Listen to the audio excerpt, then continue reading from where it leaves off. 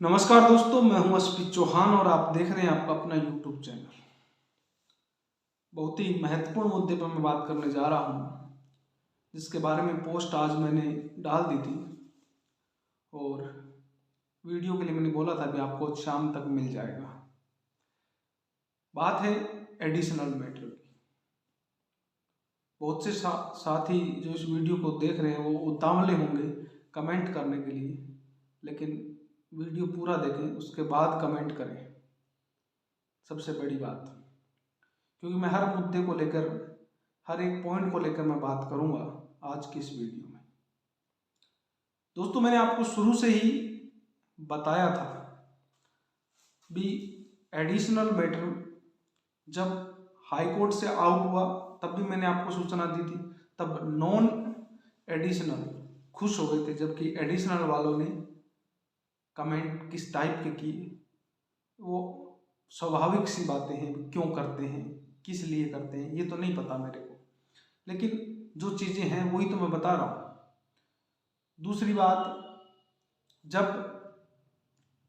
Stay आया तब भी मैंने बताया, तब नॉन एडिशनल वालों ने इस टाइप के कमेंट किए।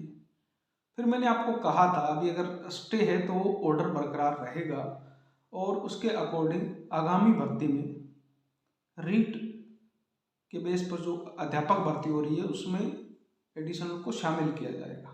अगर शामिल नहीं करते हैं तो उनके पास क्या सबूत, क्या जवाब है कि उन्होंने किस आधार पर बाहर किया है।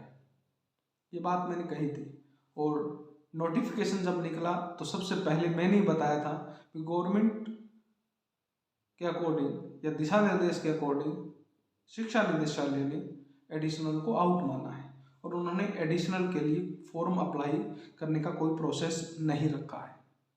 उसके बाद कोर्ट केस हुए और कोर्ट केस के बाद आज जब सुनवाई हुई Jodhpur high court, court number 5 Bansali ji की बेंच में, सुशील बिश्नोई जिनके एडवोकेट हैं और विपक्ष गवर्नमेंट यानी गवर्नमेंट डबल एजी पंकज शर्मा, उनकी जो सुनवाई हुई, इसमें आज की सुनवाई के अकॉर्डिंग भी एडिशनल को बाहर करने का क्या आधार है।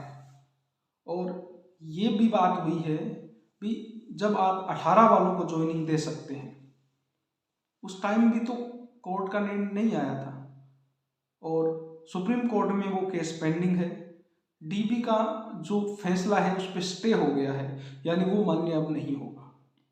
अब सुप्रीम कोर्ट का जो भी ऑर्डर होगा वो मान्य होगा। तो जिस प्रकार 18 वाले ज्वाइनिंग लिए हुए हैं, उसी प्रकार उसी के बेस पे आप 21 में भी फॉर्म भरवाइए, क्योंकि इसका दूसरा पक्ष भी देखने लायक है। दूसरा पक्ष भी, अगर कोर्ट ये नहीं कहता है भी ये पक्ष जीतेगा या वो पक्ष जीतेगा, कोर्ट दोनों पक्षों को बराबर देखता है। उनका कहना है कि अगर सुप्रीम कोर्ट में एडिशनल जीत गए और एडिशनल इन हो गया तो फिर आप इन अभ्यर्थियों को कैसे उस भर्ती में शामिल करें। हाँ, शामिल करने के बाद बाहर तो निकालने का रास्ता है, उस कोर्ट के ऑर्डर के अकॉर्डिंग आप बाहर तो निकाल दें, लेकिन जब शामिल ही नहीं किया और अगर शामिल करने के ऑर्डर हो गए तो फिर क्या होगा। तो उस बेस पे डबल एजी का कहना था कि हमें समय दीजिए, जो भी एजेंसी इस एग्ज़ाम को करवा रही है या जो भी फॉर्म ले रही है उससे हम बात करेंगे और उनसे बात करने के बाद ही पता करेंगे कि इन जो अभ्यर्थियों के फॉर्म न लेने का कारण क्या है और फॉर्म अब अगर लिए जाएंगे तो किस प्रकार लिए जाएंगे, ऑनलाइन या ऑफलाइन। इसके लिए मात्र एक दिन का समय है। कल का 5 तारीख को सुबह 10:30 बजे फिर सुनवाई होगी। फिक्स टाइम दे दिया गया है और लगभग चांसेस यही हैं भी फॉर्म भरवाए जाएंगे। किस आधार पर, ऑफलाइन ऑनलाइन, वो देखने लायक होगा।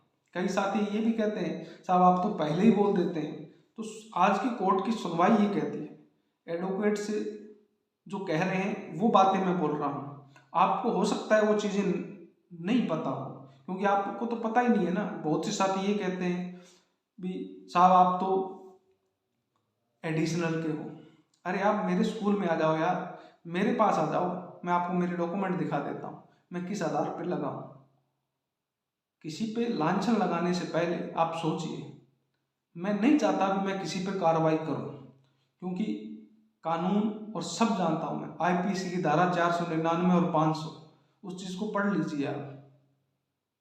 मैं किसी भी अभ्यर्थी का बुरा नहीं करना चाहता, क्योंकि मेरी परवरिश इसमें ऐसा कुछ नहीं है, लेकिन आप अपनी परवरिश दिखा देते हैं कमेंटों में, तो मैं नहीं चाहता कि आपके खिलाफ मैं कार्रवाई करूं।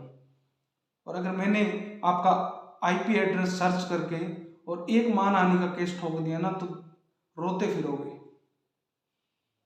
क्योंकि कमेंट का स्क्रीनशॉट काफ़ी है आपको उलझाने के लिए। क्या जानते हो आप कोर्ट के बारे में? वो नेता पकड़ा गया, आप भी पकड़े जाओगे। अरे मैंने ऐसा काम क्या किया है? सही न्यूज़ देना गलत है।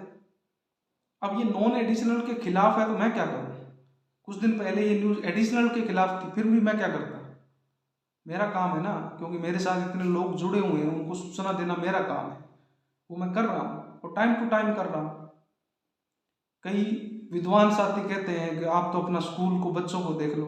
अरे मेरे को पता है कि मैं क्या करता हूँ। जब मैं मेरे स्कूल में आया था तब 52 बच्चे थे और आज 92 एडमिशन है। वर्तमान में स्कूल नहीं चल रहे हैं, फिर भी हम ऑनलाइन ऑफलाइन घर जाके जैसे भी पढ़ाई होती है हम कर रहे हैं। मेरा स्कूल मिडिल है, फिर भी मैं 10वीं के स्कूल में मैथ पढ़ाता हूँ 10वीं वालों को, ताकि उनका सिलेबस अच्छा हो जाए। हमारे स्कूल में अभी पीओ वाले में साइंस आई है, वहाँ मैं फिजिक्स का लेक्चर लेता हूँ, जबकि मेरे पास एमएससी फिजिक्स है ही नहीं, क्योंकि हमारे पीओ क्षेत्र में कोई टीचर ही नहीं है। स्कूल के भौतिक संसाधनों की बात करें तो पंखे नहीं थे, तब हमने पंखे लगवाए थे।